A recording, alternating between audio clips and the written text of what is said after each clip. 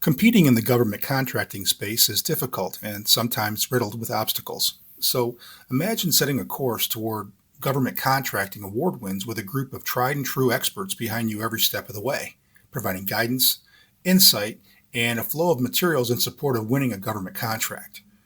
During this two-part series of the Risk GovCon podcast, we discuss a variety of winning strategies with our expert guest, Chuck Schadl.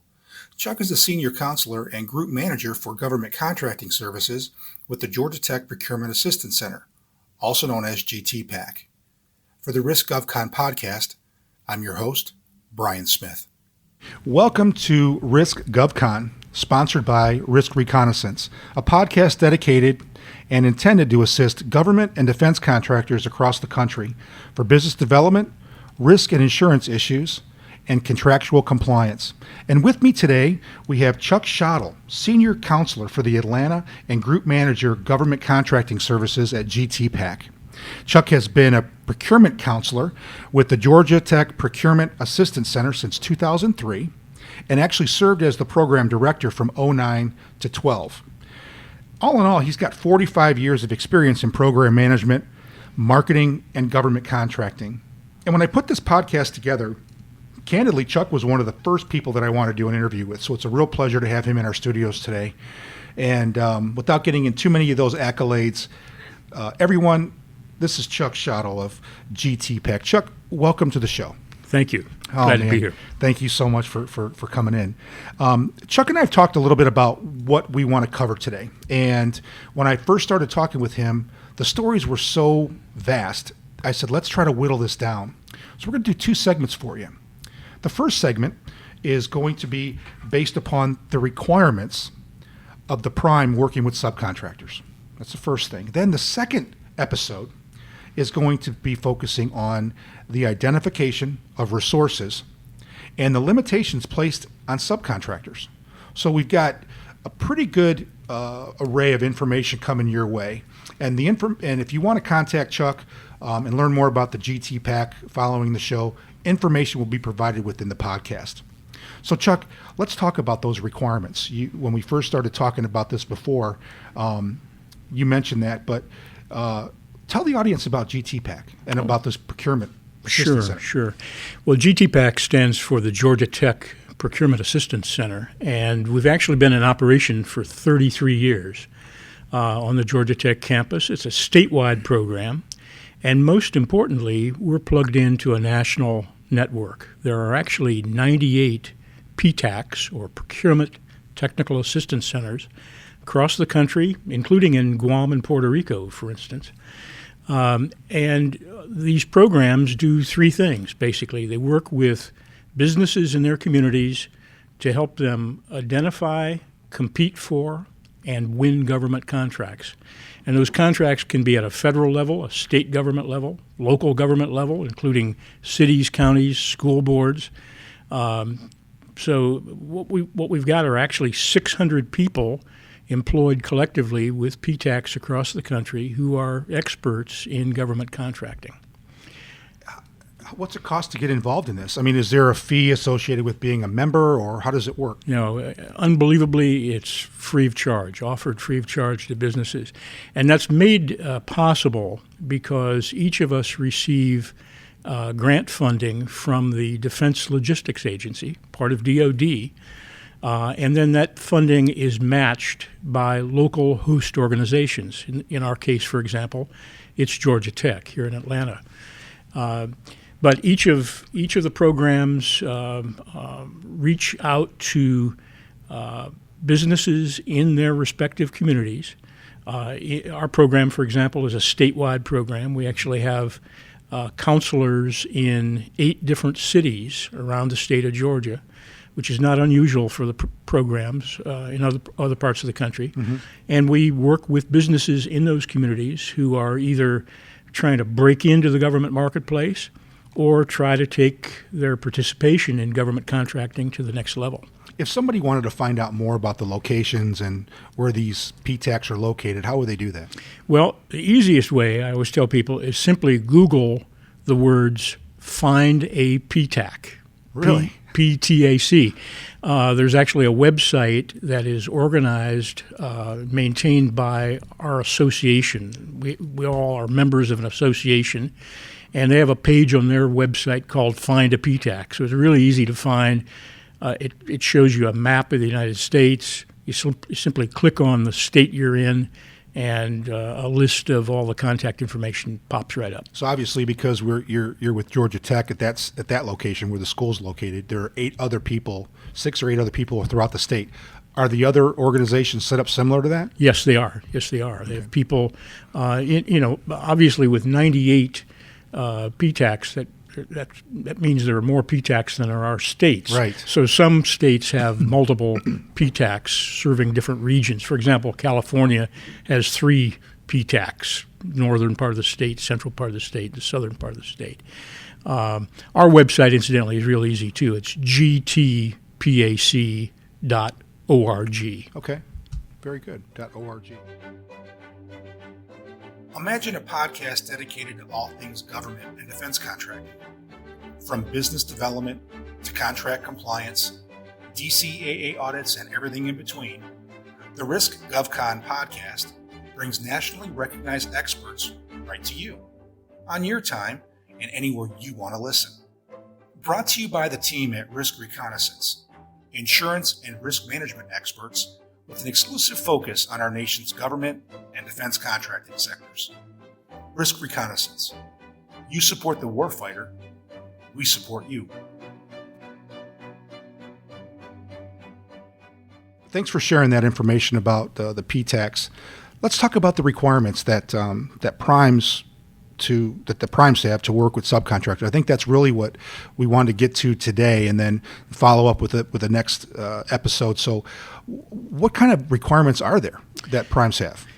In many cases, for potential subcontractors, this really is a very important stepping off point for them. On all large federal contracts, and I'm just going to use the word large because it depends on the type of contract and the dollar value of that contract. But for all major or large federal contracts, the prime contractor is actually required to use certain percentages of various types of small businesses. Right. For purchases of both their supplies as well as in performing subcontracting work. Mm-hmm. And so I always say there's a bunch of different flavors of small businesses. A business might be a woman-owned small business, a minority-owned small business, a firm in what's called the SBA's 8A program, right. A firm located in a hub zone. All those are different varieties of small businesses. Very important newer category is veteran-owned small businesses and service-disabled veteran-owned small businesses. So on major federal contracts, especially Department of Defense contracts, you're going to find that virtually all of the primes are required to put together a small business subcontracting plan that outlines how they're going to involve all these different varieties of small businesses in their purchases of supplies and in their subcontracting activity. Is it hard for primes to find qualified subcontractors? Absolutely. As you can imagine, primes are primes, after all, because right. They've reached a level of success. And a key to that success is employing good people, not only as employees, but as subcontractors and suppliers. So they're looking for qualified subcontractors. They're looking for people who have been trained, who understand the requirements, the regulations, the Federal Acquisition Regulation, which, after all, is only 2,000 pages long. They're looking for people who at least know that this thing called the Federal Acquisition Regulation, the FAR, that they at least know what the FAR is. They've heard of it before. Right.